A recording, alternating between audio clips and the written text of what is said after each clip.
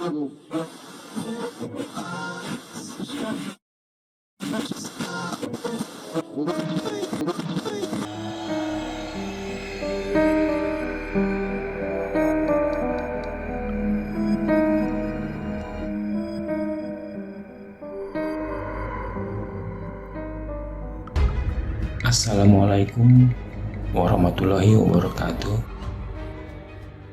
Halo pemirsa setia Dedemit, jumpa lagi kita dalam sebuah kisah misteri yang dialami oleh salah seorang pemirsa setia kita saat ia sedang melakukan pendakian di Gunung Slamet, Jawa Tengah. Bagi para pendaki, cerita mistis yang dialami saat mendaki sudah menjadi hal yang biasa. Hutan yang lebat dan suhu yang dingin merupakan tempat tinggal yang ideal bagi para makhluk tak kasat mata. Jadi, sangat wajar jika kita memasuki sebuah kawasan yang seperti ini menjumpai hal-hal yang ganjil. Karena tempat seperti ini merupakan rumah atau bahkan kerajaan para jin. Sebelum kita mendengarkan kisah lengkapnya, alangkah baiknya kita tekan tombol subscribe dan tanda loncengnya terlebih dahulu agar tidak ketinggalan cerita-cerita terbaru dari kami.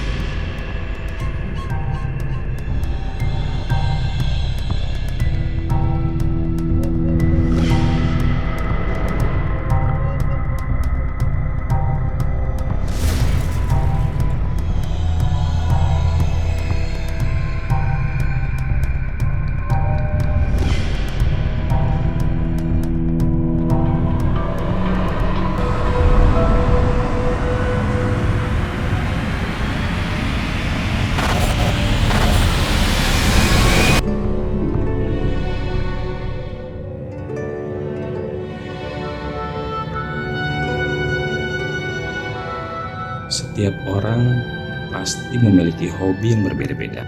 Ada yang hobinya olahraga, traveling, berburu, dan lain sebagainya.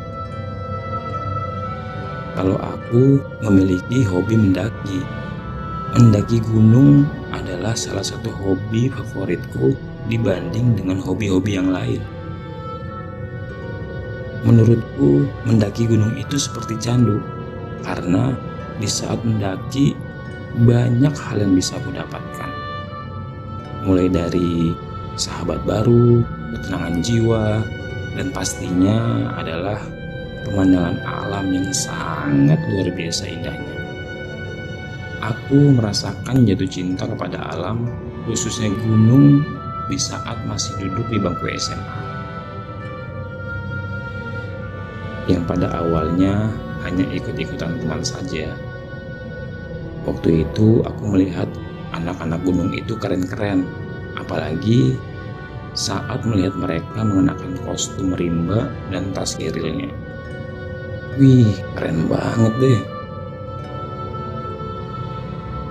Tadinya aku mengikuti komunitas anak gunung ini semata-mata agar terlihat keren saja. Maklum, karena umumnya anak gunung pacarnya itu cakep-cakep.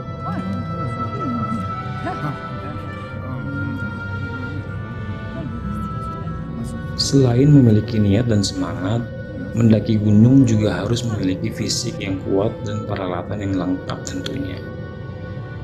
Karena medan pendakian itu adalah rute yang paling berat dibanding kegiatan lainnya. Bisa dibayangkan, dengan membawa peralatan yang berat, kita harus melalui jalan menanjak yang terjal dan licin. Jadi, kalau kita memiliki fisik yang lemah, sebaiknya janganlah memilih hobi yang satu ini. Setiap gunung memiliki ceritanya sendiri-sendiri.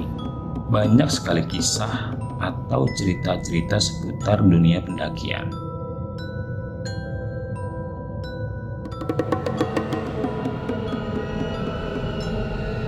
Tapi dari semua cerita-cerita yang ada, aku paling senang mendengarkan cerita-cerita mistis dari para pendaki lain. Misalnya saat mendaki di Gunung Lawu, ada seseorang yang hilang karena memiliki niat yang kurang baik, dan akhirnya disesatkan oleh makhluk tak kasat mata yang menguasai wilayah tersebut. Menurut cerita dari temanku yang kehilangan sahabatnya itu, sebut saja namanya Dio. Dio terpisah dari rombongannya karena kabut turun sangat tebal, sehingga mengganggu pandangan. Dalam kesendirian tersebut, Dio terus berjalan menuju puncak. Menurut dia, jalan yang ditempuh itu sesuai dengan rute menuju ke puncak.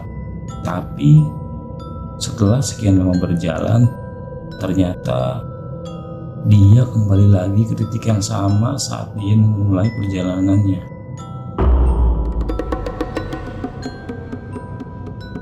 Dio merasa sangat lelah bercampur kesal. Akhirnya ia memutuskan untuk beristirahat sebentar dan akhirnya tertidur. Saat Dio tertidur itu, dia bermimpi didatangi oleh seorang kakek-kakek berbaju hitam dan berjanggut panjang. Dalam mimpinya itu, si kakek terlihat sangat marah. Entah apa yang menjadi penyebabnya, dan Dio pun terbangun kaget. Ia baru sadar kalau tadi yang dia tiduri itu adalah makam tua. Padahal saat hendak beristirahat tadi, Dio merasa bahwa tempat itu adalah hamparan rumput biasa.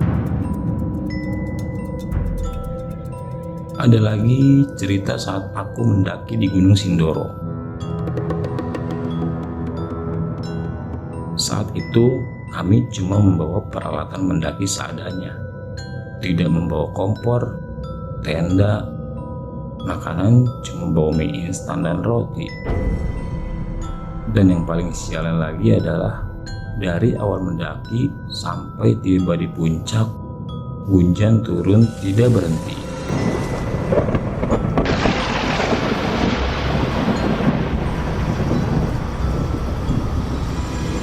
Tapi saat itu aku bisa melihat petir keluar dari awan. Karena awannya di bawah penglihatanku. Sampai di puncak, salah seorang temanku tergelincir dan jatuh ke jurang. Dan aku cuma bisa terpaku diam tanpa bisa berbuat apa-apa. Karena saat itu pun aku sedang terkena hipotermia.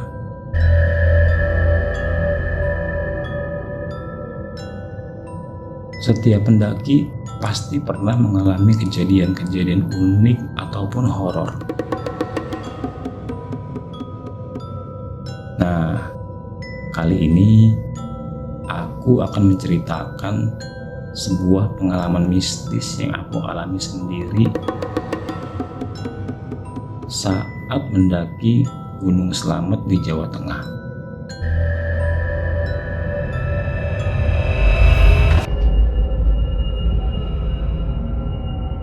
Pengalaman mistis ini terjadi pada tahun 2017 lalu.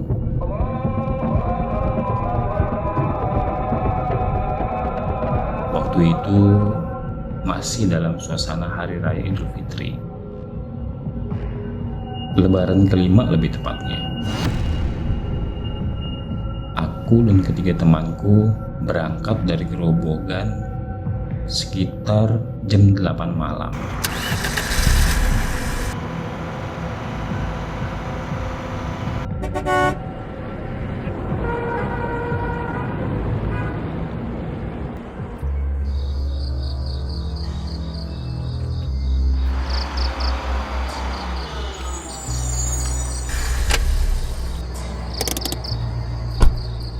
Dan sampai di pos pendakian Blambangan sekitar jam 8 pagi.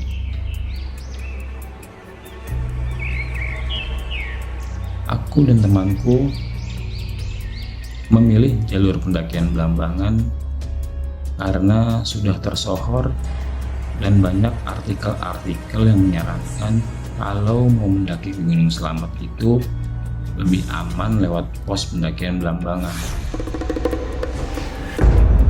Sesampainya di pos Blambangan, aku beristirahat di salah satu rumah penduduk. Aku mempunyai kebiasaan sebelum memulai pendakian selalu numpang mandi di rumah penduduk.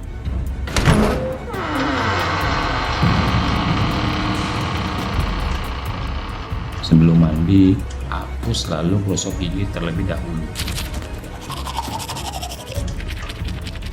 Selesai sikat gigi, aku mencoba menyelupkan tanganku di bak air.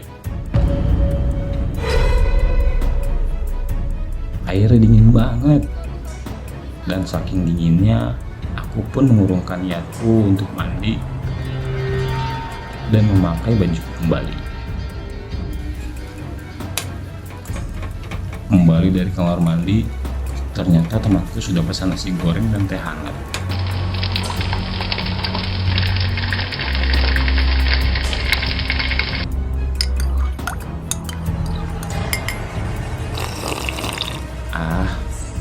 Baik banget teman-temanku ini. Terima kasih Mas Idam sudah menyuplai nasi goreng, ucapku ke Mas Idam. Saat itu kami berangkat berempat. Aku, Mas Idam, Farhan, dan keponakanku Adi. Selesai makan dan meneguk segelas teh panas membuat tubuhku menjadi hangat. Setelah beberapa saat, aku putuskan kembali lagi ke kamar untuk mandi.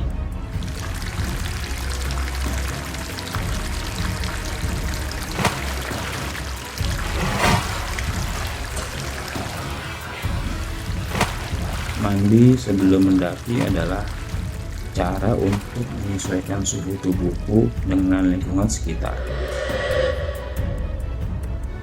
Setelah semua siap, pendakian dimulai. Suasana alam pegunungan yang indah dan teman-teman baru yang ramah dari rombongan pendaki lainnya merupakan pengalaman yang paling aku sukai. Entah kenapa, saat merasakan suasana ini, kondisi batin menjadi sangat tenang, damai, dan penuh rasa syukur kepada Tuhan yang telah memberikan nikmat yang indah ini. Semua berjalan dengan lancar. Baru selepas dari pos 4 lah cerita mistis ini dimulai. Saat itu sekitar jam 4 sore, kami melalui pos 4 yang sudah sangat terkenal di kalangan pendaki yang katanya angker dan tak boleh mendirikan tenda di situ. Benar kata orang-orang, di pos 4 tersebut suasananya memang berbeda dari tempat sebelumnya.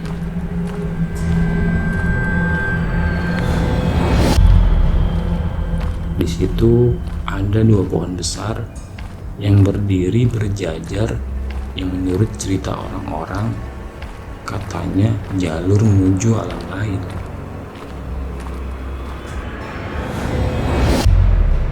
Cerita-cerita seperti ini memang banyak beredar di kalangan para pendaki, tapi kebenarannya tidak bisa dipertanggungjawabkan. jelas, sebagai makhluk, kita wajib menjaga adab bicara dan tingkah laku bila berada di tempat-tempat seperti ini.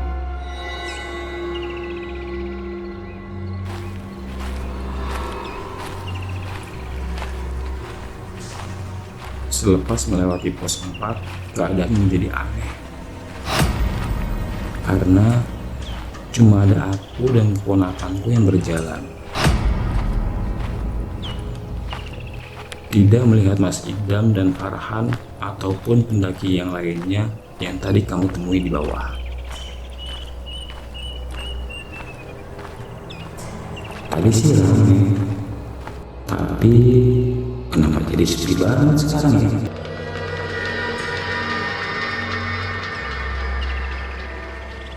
Ujarku dalam hati. Aku dan Adi berjalan menyusuri jalur dengan langkah yang mulai memelan karena sudah mulai kelelahan. Pikiranku mulai tidak tenang. Yang ada hanya rasa takut saat itu. Sambil berjalan pelan, lantunan zikir kami ucapkan dalam hati agar tidak dikuasai rasa ketakutan. Satu hal yang membuat ketakutan adalah pada saat melewati pos 4 tadi. Kami selalu diikuti sepasang burung gagak dengan suaranya yang parau. Burung tersebut menatap kami berdua sambil terbang ke sana kemari. Sesekali kami berteriak memanggil Idam dan Farhan, tapi tidak ada yang menjawab. Sungguh membuat suasananya semakin tambah mencekam. Rindangnya pepohonan hutan membuat cahaya mentari tidak dapat menembus lantai hutan yang basah dan dingin. Saat itu jam menunjukkan pukul 5 sore. Tapi rasanya seperti malam, gelap dan sepi. Karena sudah terlalu lelah, kami memutuskan untuk beristirahat sejenak sambil makan makanan ringan yang sudah dipersiapkan sebagai bekal. Rasa lelah dan capek menyerang sekujur tubuh. Sambil rebahan di atas dedaunan kering, aku coba mengingat-ingat lagi dari titik awal pendakian sampai tiba di sini. Apakah jalan yang kami lalui ini salah? Atau aku tidak mau berpikiran negatif. Di saat aku sedang rileks untuk memulihkan tenaga, tiba-tiba keponakanku bilang begini. Mas, mukamu kok pucat banget, kayak gak ada darahnya. Kayaknya terkena hipo. Ucap keponakanku sambil memperhatikan wajahku dengan serius. Mas, gak apa-apa, jawabku. Pada saat itu aku langsung bangun dari tempat rebahan dan mengajak keponakanku untuk melanjutkan perjalanan. Aku tidak sanggup mengatakan kepada Adi apa yang barusan aku lihat. Aku hanya bilang ke Adi supaya tidak usah banyak tanya dan jangan bicara apapun sampai di pos 7 nanti. Aku tahu kalau keponakanku ini sangat ketakutan. Aku berjalan di depan, sedangkan Adi berjalan di belakangku sambil memegang sebilah ranting yang ujungnya aku pegang.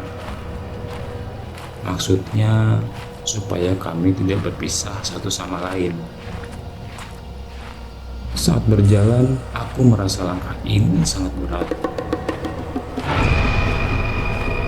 Tapi aku tetap coba memaksakan agar bisa cepat sampai di puncak.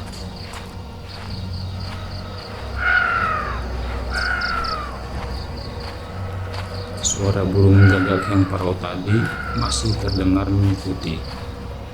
Namun, aku sudah tidak dapat melihat wujudnya karena hari sudah semakin gelap.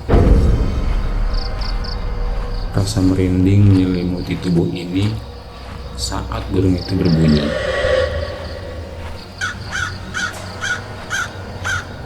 Akhirnya kami tiba di pos 6.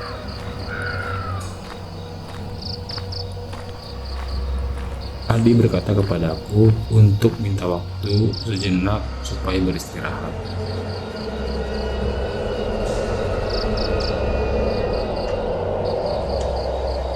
Kami pun berhenti sejenak di pos 6. Sambil minum teh, aku coba menyalakan sebatang rokok untuk sekedar menghangatkan tubuh.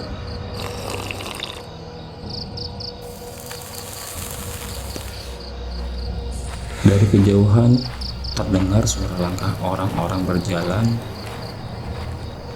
diselingi suara obrolan, tapi tidak jelas apa yang dibicarakan.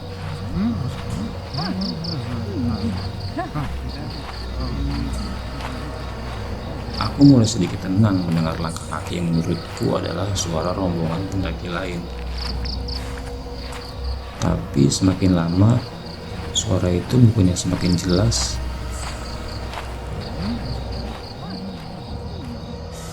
malah semakin hilang. Aku coba mengarahkan lampu senter ke arah sumber suara orang-orang berjalan tadi.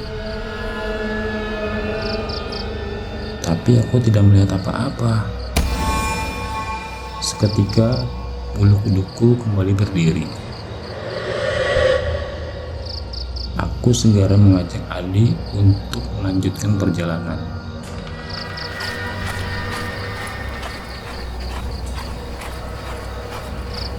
Dengan tergesa-gesa, akhirnya kami tiba di pos 7. Di sana sudah terlihat beberapa tenda para pendaki dan cahaya api unggun yang mereka buat untuk menghangatkan diri. Lega rasanya bisa sampai di puncak dengan selamat dan berjumpa dengan para pendaki lainnya. Aku coba mencari keberadaan Idam dan Farhan. Akhirnya kami bertemu dan dalam keadaan sukacita. Canda dan tawa mewarnai suasana malam itu, seolah apa yang barusan kami alami tidak pernah terjadi.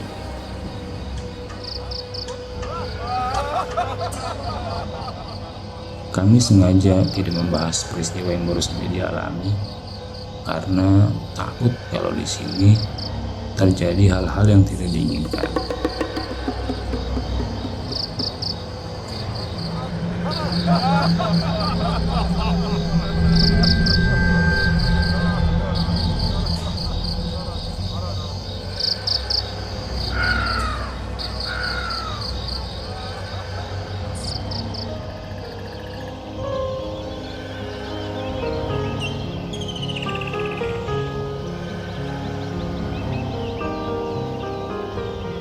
Cerita-cerita aneh yang dialami saat mendaki tadi justru baru kami bahas setelah tiba di bawah. Kebetulan kami membawa kendaraan sendiri.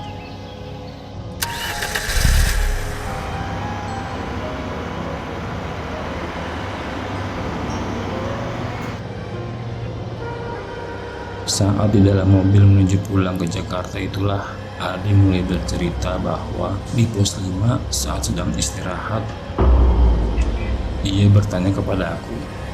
Tapi aku diam saja, tidak menjawab sepatah kata pun, bahkan melihat wajahnya pun tidak. Kemudian Adi mencoba untuk bertanya lagi, namun tetap tidak dijawab. Tidak lama kemudian, Mas Iwan menjawab dengan setengah membentak. "Sudah, jangan banyak tanya. Ayo kita lanjutkan pendakian ini." Begitu cerita Adi kepada kami. Kemudian aku coba menjelaskan bahwa saat di pos 5 tersebut, aku melihat sosok hitam dengan mata merah menyala.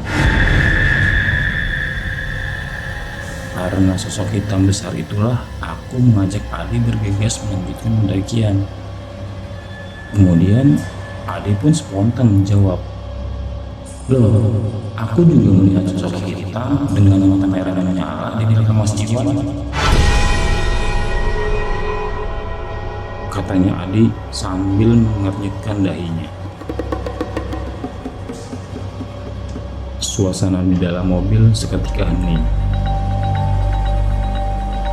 Tiba-tiba Farhan memulai kembali pembicaraan dan berkata bahwa saat berada di pos 5, waktu kita sedang istirahat, setelah kita istirahat, Idam kan mengajak kita untuk melanjutkan perjalanan, cerita Farhan. Dan masih menurut cerita Farhan bahwa aku malah menyuruh mereka jalan duluan. Aku masih berusaha keras mengingat-ingat kejadian ini. Namun seingatku, apa yang aku alami berbeda dengan yang Idam ceritakan. Mereka berdua berjalan di depan, sedangkan aku dan Adi berjalan di belakang mereka. Sesekali Idam mengarahkan senternya ke belakang untuk memastikan aku dan Adi tetap berjalan di belakang mereka. Lanjut cerita Farhan. Menurut Idam dan Farhan, sampai di pos 6 pun mereka masih melihatku dan Adi berjalan di belakang mereka.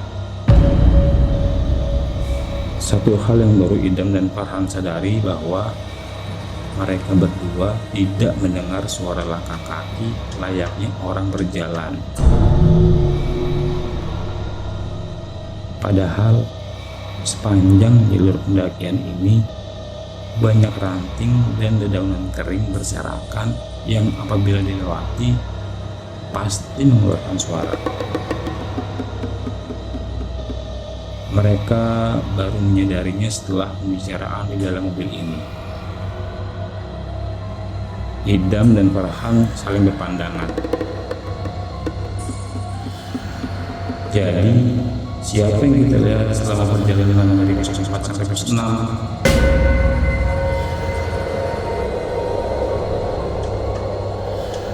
Suasana kembali menjadi hening.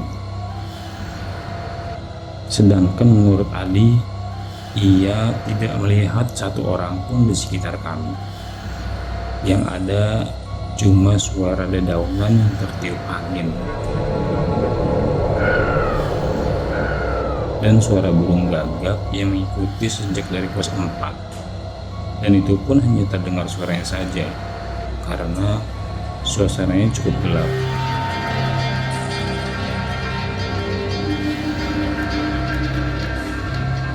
Akhirnya, setelah mendengarkan cerita-cerita dari kami berempat yang mengalami kejadian yang berbeda-beda, aku hanya diam sambil di dalam hati tak henti-hentinya mengucapkan syukur bahwa kami berempat semuanya selamat.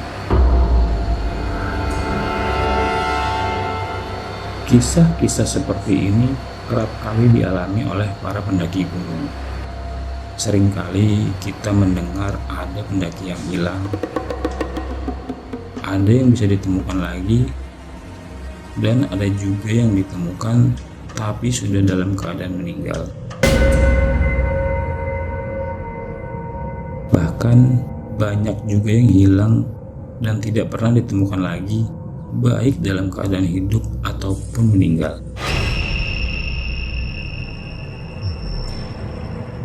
Kisah dari Gunung Selamat ini seharusnya dapat menjadi pelajaran berharga untuk para pendaki, bahwa kita harus selalu berhati-hati dan selalu berdoa memohon keselamatan dari Tuhan Yang Maha Kuasa. Karena setiap jengkal tanah di muka bumi ini terdapat penghuni-penghuni yang tinggal di situ, baik yang kelihatan maupun yang tidak kelihatan.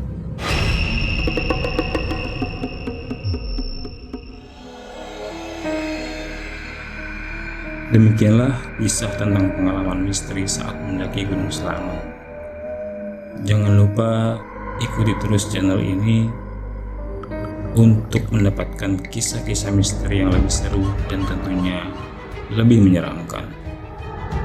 Akhirul kalam, wassalamualaikum warahmatullahi wabarakatuh.